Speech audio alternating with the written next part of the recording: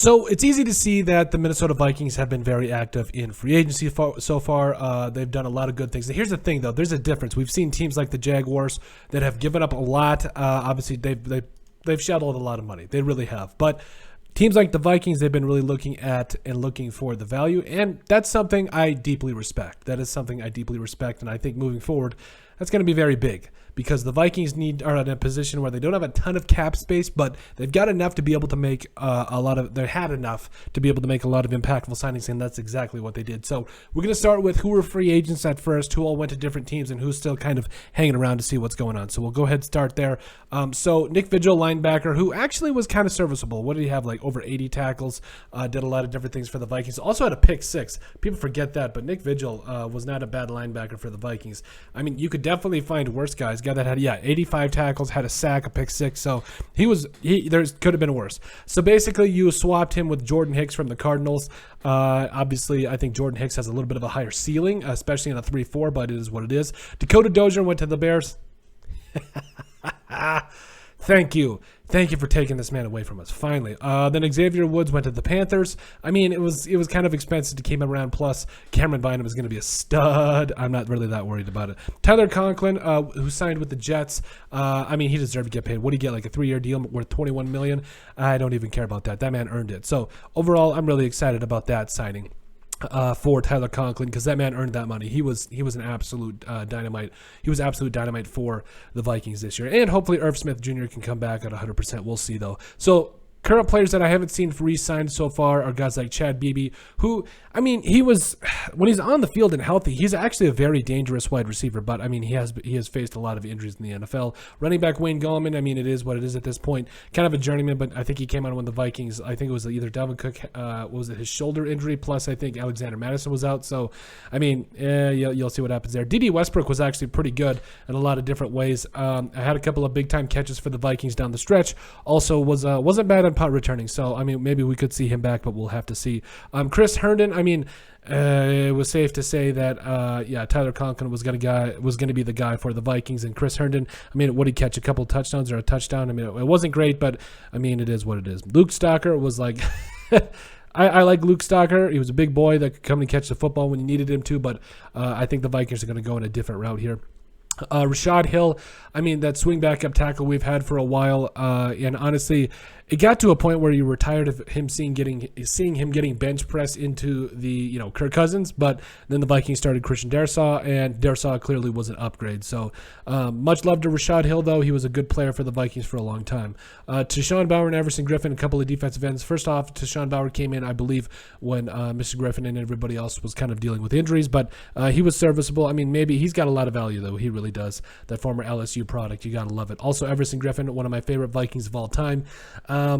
Obviously, I think he really needs to focus on more on, there's a lot going on with Mr. Griffin, and I don't think football should be at the top of that list, but nothing but love and respect to one of my most and biggest all-time favorite Vikings of all time. Sheldon Richardson also was in that mix for me, and being one of my favorite players. I mean, this guy could just get after it on the inside, and plus, what was it, that strip fumble he had against, who was it? I can't remember who it was.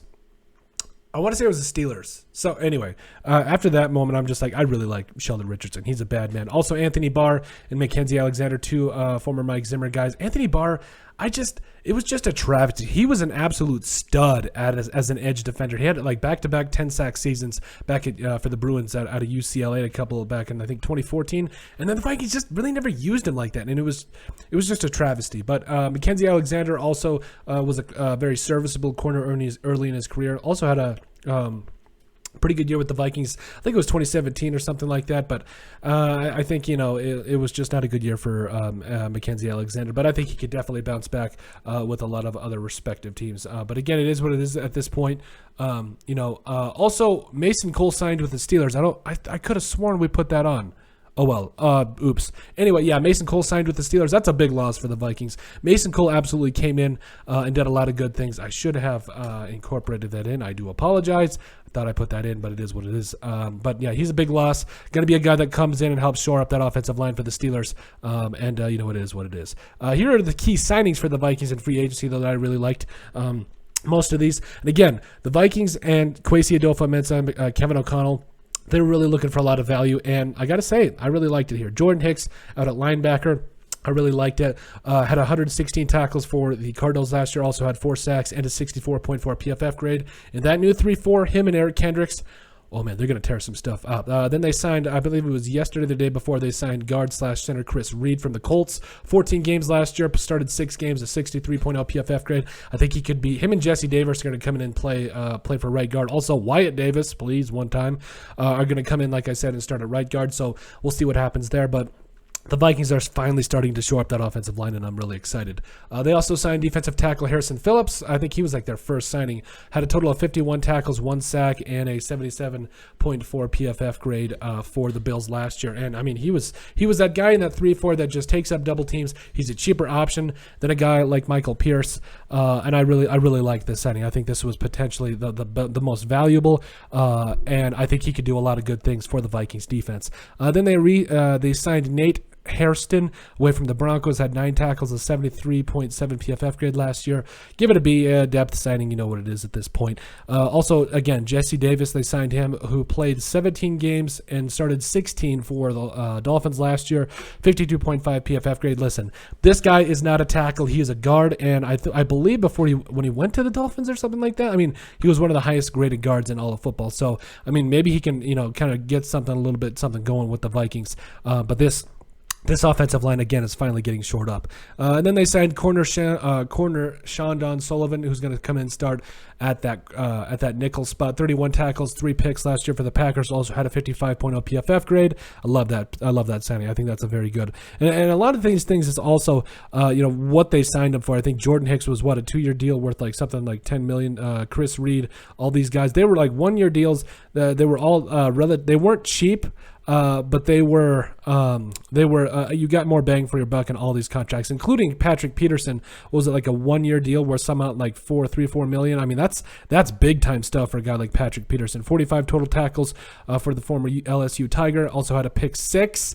I believe it was the last game of the season, and then also had a 63.0 PFF grade for the Vikings last year. Yeah, absolutely love to see it. And then they signed Za'Darius Smith. I loved that. I mean, this was a power move by the Vikings. They're really going to show that him and Daniil Hunter are just going to eat. They are going to absolutely eat. Also signed guard center Austin Schlottman, more of a backup guy. But hey, never hurts to have a good backup. 10 games last year for the Broncos. Started 44.3 PFF grade. Love it. Love it, love it, love it. It never hurts to have quality backup. Johnny Munt also had a catch for 9 yards for the Rams last year. Won a Super Bowl with him as well. Depth piece. Guy maybe can do a little bit more for the Vikings. Gave this one a B. The worst re-signing they could have done is bring back Sean Mannion. How do we get away from this guy? How do we do it? I don't know, but it is what it is. Had 189 yards, pretty much all in one game, I believe, last year against the Packers. Had a touchdown, and it's just, what do we do? What do we have to do to get rid of this guy? Just come on. It is what it is. But also re-signed Jordan Berry as well. Really liked what they did there. This guy really played very well last year. Had a lot of touchbacks. Got the Vikings out of a lot of bad situations in the punt game. And yeah, absolutely loved it. He flipped a lot of the fields for the Vikings last year in special teams. They also re-signed corner Ty Smith, who had played in 5 games, had 6 total tackles last year. Again, more of a depth piece, a special teams guy, but I'll take it. Never hurts to have those guys coming into camp. They extended quarterback Kirk Cousins. Now, I didn't love it, but I got it. I get it. At the end of the day, what were we going to do? You weren't going to cut him. If the trade compensation wasn't there, you weren't just going to let him, walk out the door for a 3rd-round pick. There was a lot of value for a guy like Kirk Cousins. But if they think they can win with a guy that had over 4,200 passing yards and 33 touchdowns last year. I mean, yeah, I think they can win with him too. So, yeah, and it looked like he kind of came back on somewhat of a team-friendly deal this year, and you absolutely love to see it. They tendered kicker Greg Joseph. Overall, loved it. Greg Joseph was a guy that kind of grew on me last year. I'm not going to lie to you. I felt like, it didn't start out the greatest, but I was really excited for him. And moving forward, I think he's going to be a really good kicker for the Vikings for a really long time. But yeah, those are our lists for the in grades for the Minnesota Vikings free agency moves. Let us know what you guys think. Make sure you guys like and subscribe down below. Leave a like and a comment. It helps people find the show. We greatly appreciate all the support that we've gotten and continue to get. You guys are all truthfully awesome. We love every single one of you. In the description down below, you'll find all of our social media platforms. So give us a like and a follow there. Also, remember to give us a listen and sub on iTunes. And finally, if you have anything else you'd like us to cover, send us an email at thesportsbp@yahoo.com or put in the comment section down below, and we would love to cover it. But let us know what you guys think of our grading of the Minnesota Vikings free agency moves.